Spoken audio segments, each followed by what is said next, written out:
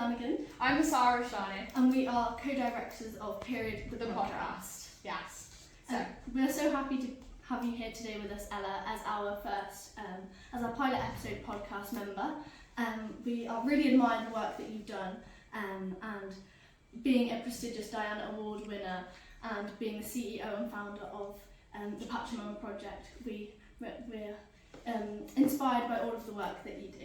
Every day. So before we begin and before we ask you a little bit more about ourselves, we thought for all of our listeners here today, we'd explain a little bit about why we're doing this, because as I'm sure most of you know, Period is our social enterprise group done for the GDST Lead competition.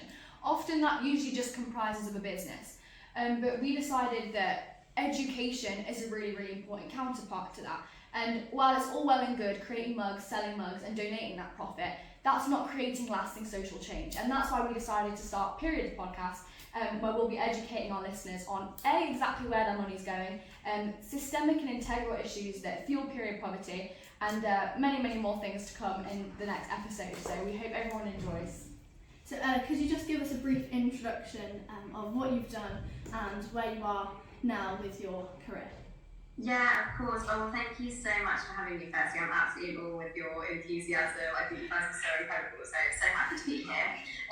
My name's Lambert, and I'm the CEO and founder of the Pachamama Project, as you just said, which is basically a charity growing a global network of the most incredible volunteers in the world who make reusable period pads like these which I'm showing. Wow. Which we then distribute to refugees and vulnerable communities around the world who experience period poverty.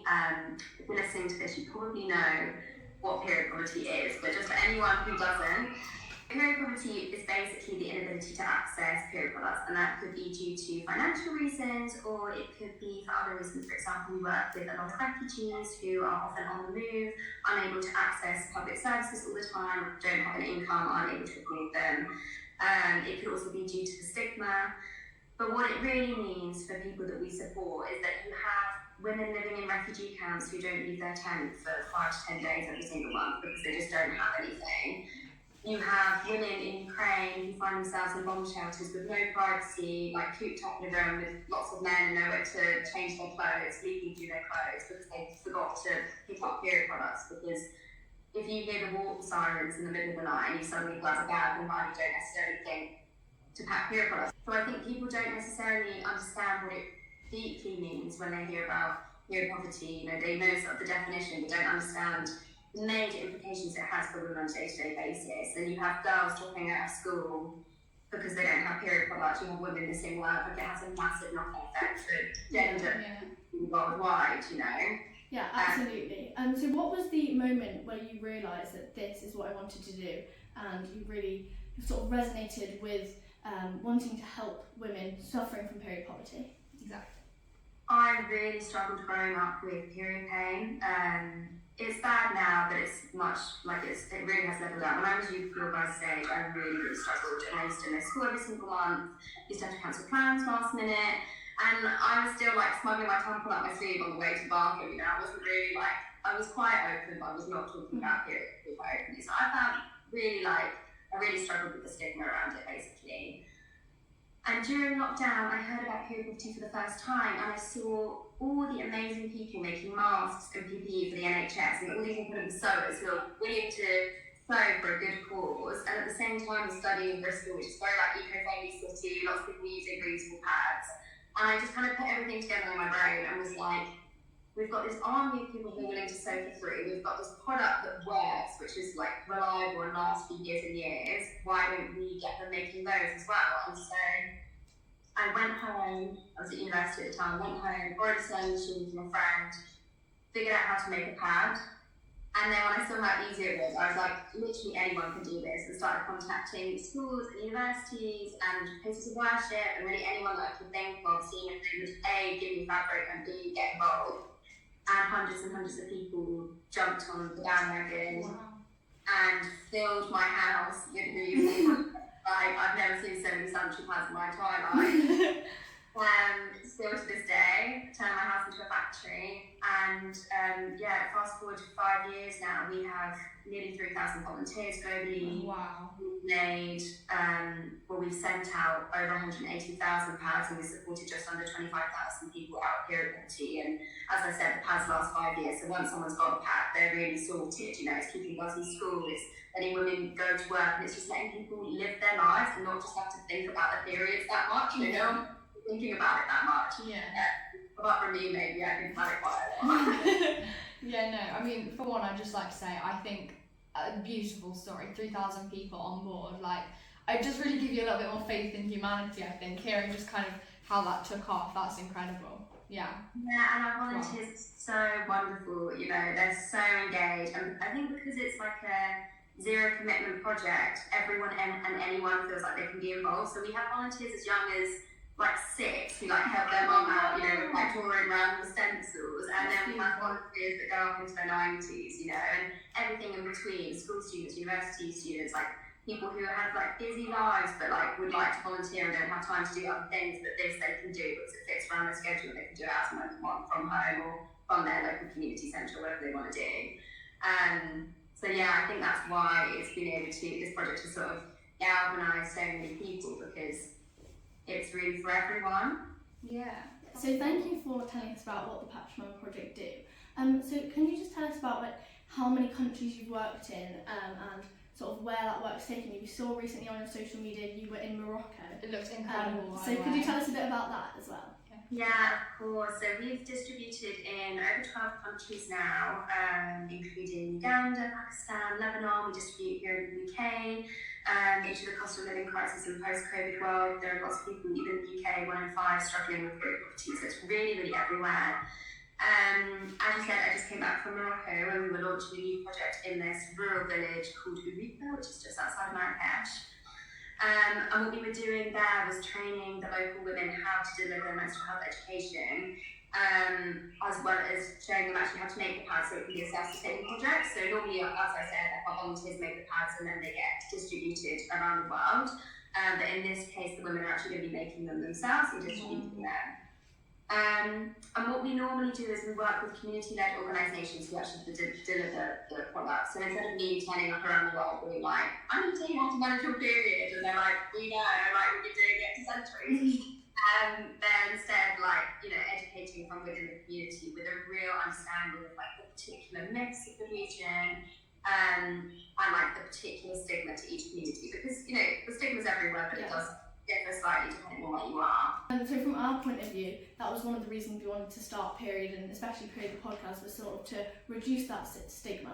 Are there any like common misconceptions or myths about periods that you've come across?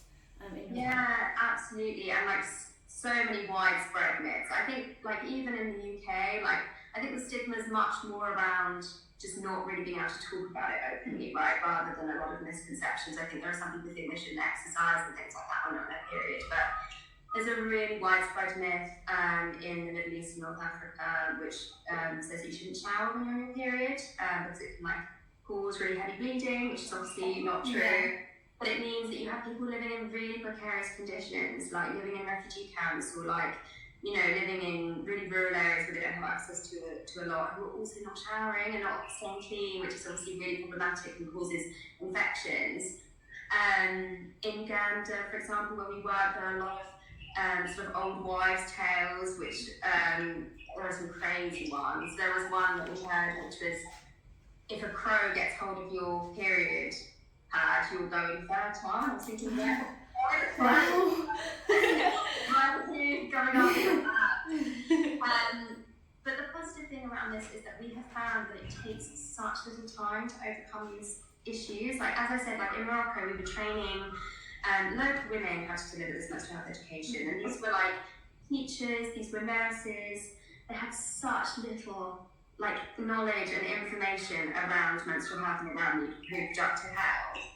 But after just an hour session of them delivering that education that we've done that training on, it just completely transformed. And we did these like home visits and went and spoke to some women like one-on-one to find out what they really thought, you know. Yeah.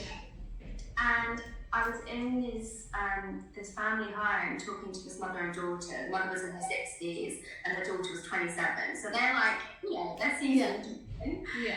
And I said, how do you feel now after that session? Like, do you feel more comfortable talking about periods? And they just said, well, look at us. And that was the first time they had ever sat and talked about periods together. Oh my gosh! Wow. Yeah. Well, how did you know? How did you know what to do when you were little? You know, when you were like 13, 14, getting your period. And she just said, oh, well, I sort of overheard other girls at school talking about it and their mums had spoken to them. So that's how she first found out about it. But there was no formal education at school. She'd never spoken about it with her mum. And all these women in this community, they're all using rags to, you know, just scraps of material to manage their periods, which they're then washing. But it means that they don't go out when they're in their period because they're going to leak through because they're not fit for purpose. And they're all using them for far longer than you should. They're like using them for like sometimes 8 hours plus, getting at risk of infection because you know you should be changing your period products every sort of 4 to 6 hours, whatever you're doing. And it's not even that they can't afford them because they live this very like simple rural life, but they're not. These people are not living like like food insecurity, you know, like other people that we work with around the world. It's just that the lack of education and the stigma means that people don't go to the shop and buy period products because if you can't even talk about your mum about it, you're not going to be able to talk to yourself. Yeah. You know, so it shows how important that education bit is. Yes, we desperately need to, you know, provide free access to period products around the globe, especially to people who are living in the, you know, under that poverty line.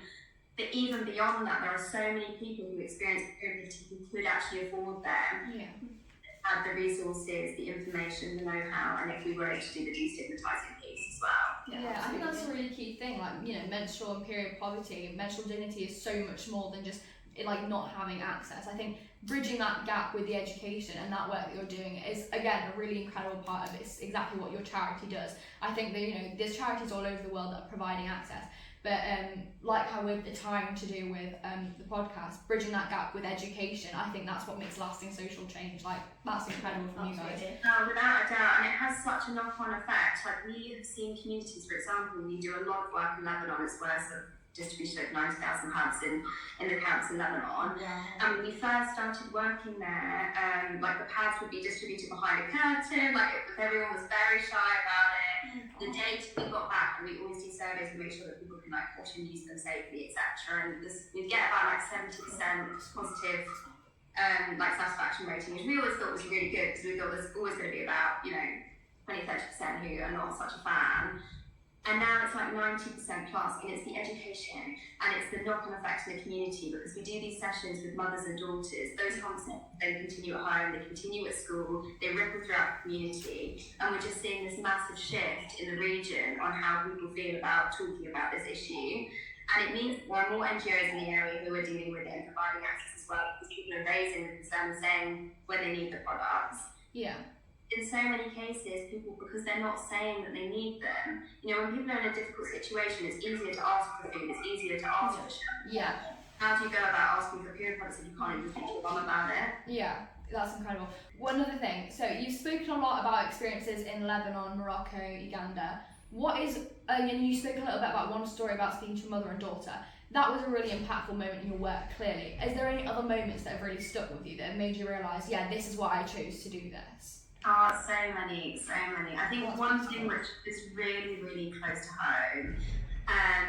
So 3 years ago now, I was in Lebanon for a month, working with our partners, and the BBC joined me, and they made a little film about the work we do, which was helped raise huge awareness about period poverty in the region. And a teacher in rural Uganda saw this little film and got in contact. And again, this is in the absolute sticks in the middle of nowhere in western Uganda, but the BBC gets everywhere. And he contacted me saying that basically he had realised that the girls at his school were not coming in every single month and didn't really understand why. It was like really high absentee ratings amongst the girls. They'd really turned this school around and then had some money pumped into it and they'd really fixed up the school, but there were lots of girls who weren't coming in. And so he had a female colleague come in to do a talk. And he said, while you're here, can you just run down what is going on and why they're not coming in? And it obviously materialised that they didn't have period product. So he put his hand in his pocket and he bought all these girls reusable pads. completely solved the problem and like transformed their attendance and thus their like education outcomes, which is phenomenal. But all the other schools in the region got wind, and they were all like, "We need them too for our girls. Like, please, can you help us?" Oh, that's beautiful. Yeah, it's amazing. And he's a man as well. Like, it's amazing when you see men getting involved in this. Yeah, 100%.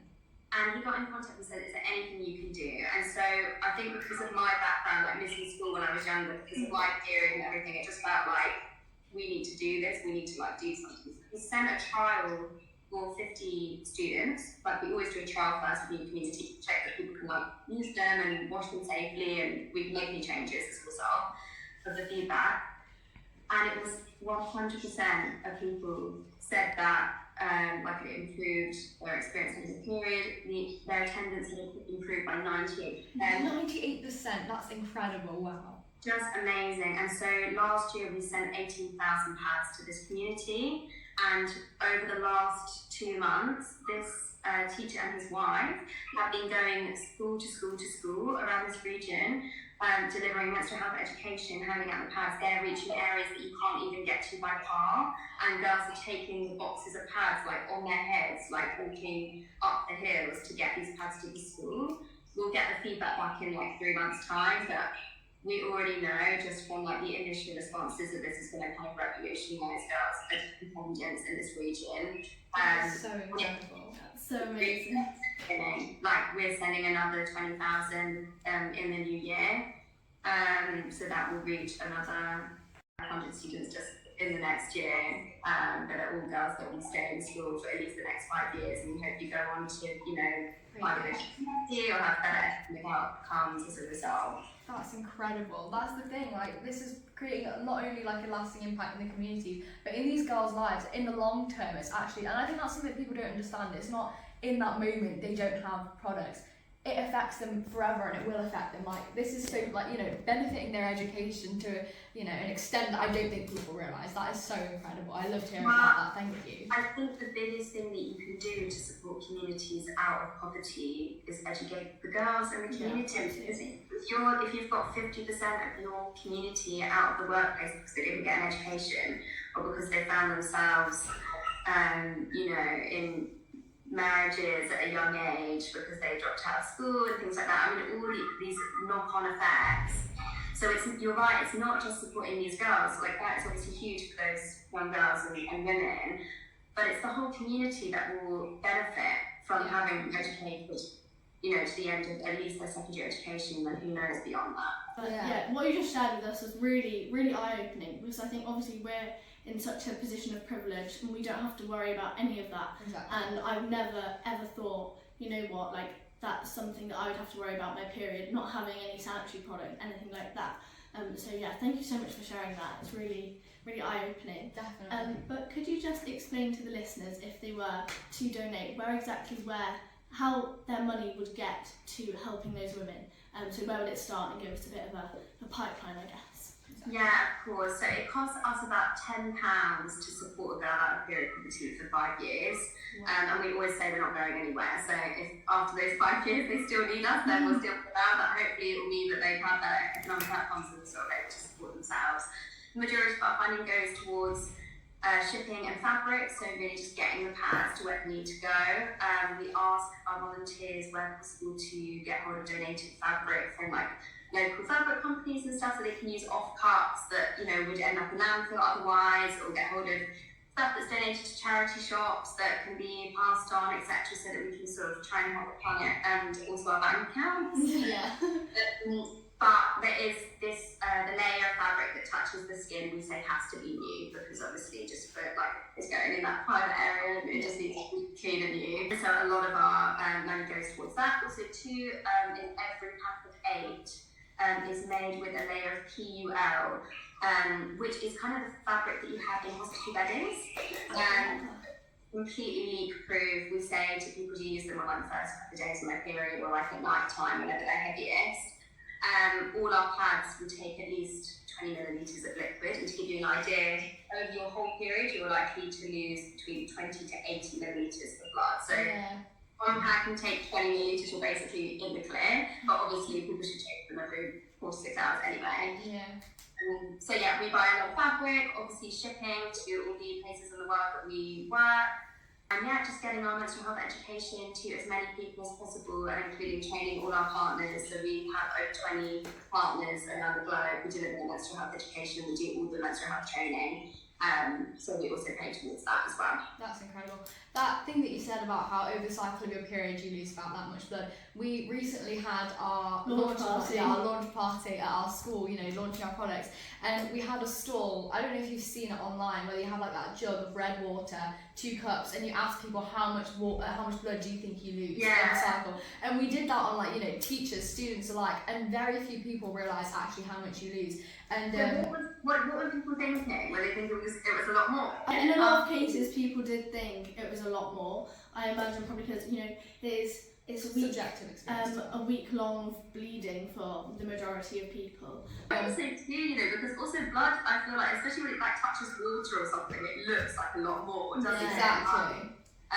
But yeah, it's not actually that much blood, really, unless, you know, obviously if you have endometriosis or other sort of menstrual health conditions, then it can be a lot more, and obviously people should seek medical advice if that's the case. Yeah.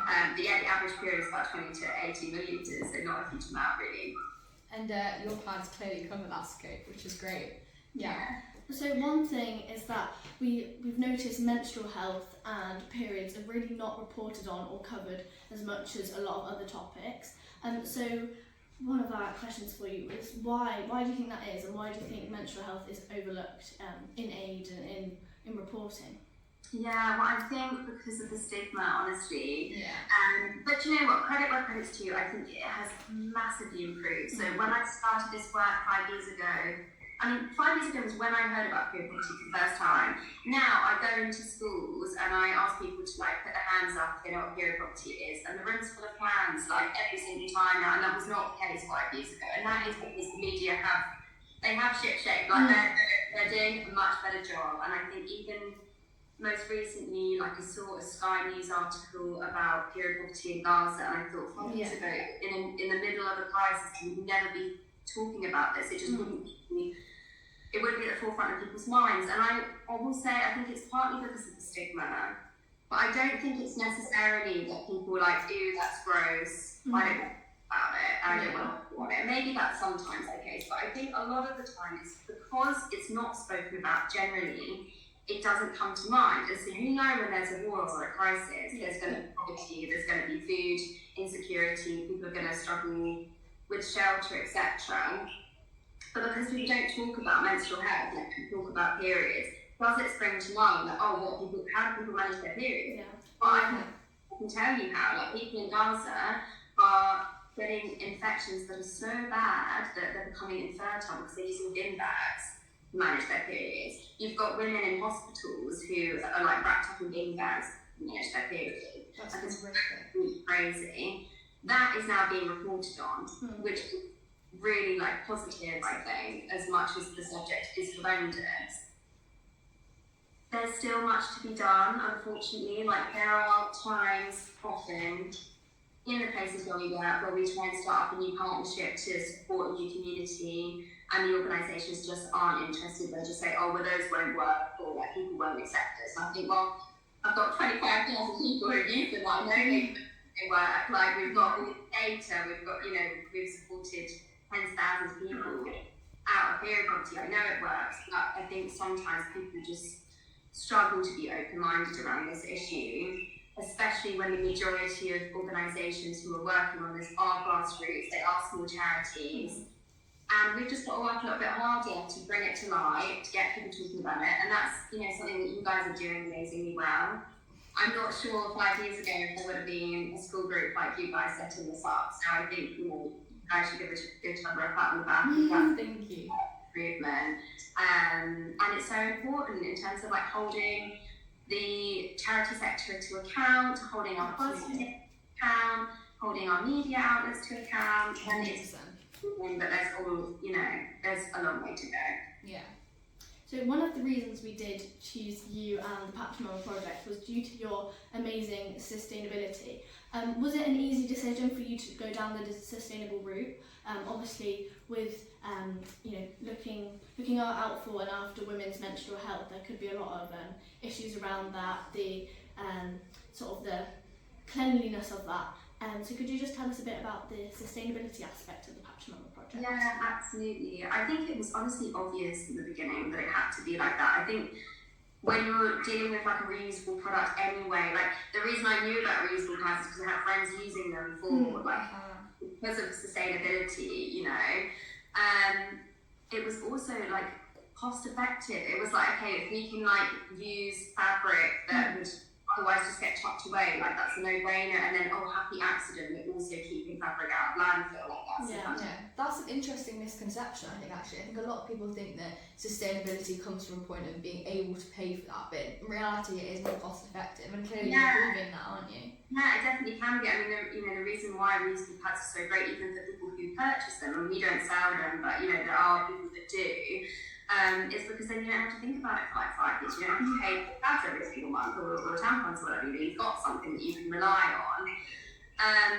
But I think it has sort of over time, I've become much more conscious of like the impact that we can have with sustainability as well. And so, for example, we have a new partnership with the Salvation Army. The Salvation Army repurpose 80,000 tons of textiles a year that would otherwise end up in landfill. And then, it gets stuff gets sent to charity shops for resale all around the world for second-hand resale, whatever. They have given our volunteers access to basically much free fabric as we'd like that would otherwise end up in the bin, and we can turn them into pads, and we can turn a problem in the fashion industry into a solution for period poverty for women and girls all around the world, which is incredible. I think something else which people don't necessarily know is that period products, like disposable period products, are made up of up to 90% plastic. Oh wow. That takes so many years to decompose. This is all ending up in landfill. So even just by using reusable pads, you're making a massive impact on the planet. I think it's something like 200,000 tons, 200 million tons, going to have to fact check me. Disposable period products end up in landfill each year. Yeah. Either way, it's kind of a crazy stat. Yeah. 100%. That's incredible. But obviously, as in terms of the sheer magnitude of that, that's shocking. So in terms of our young listeners watching, it will be other students like ourselves who are really ambitious young women. Hopefully with children younger than us as well. Yes, change. who want to make meaningful change. How would you advise them to go about that, and what's most effective really? Well, in terms of getting involved with us, like as I said, literally anyone and everyone can be involved in the Pachamama Project. If you have access to a sewing machine and a bit of free time, however much time that is, you are welcome in our community. The way that it involves is that you'll send us an email at the Pachamama Project at outlook.com. Pachamama is spelled Pachamama. We will send you a welcome email which has all the instructions on how to make the pads. We have YouTube videos, we have picture instructions. You get access to our Facebook and WhatsApp groups, and you can get to know the community. Wow. And we give you instructions on how to access fabric for free. As I said, by ringing up your local fabric companies, by going to your charity shops and getting stuff that they can't resell, but that they can give you for free for your charity projects. You can fundraise for it.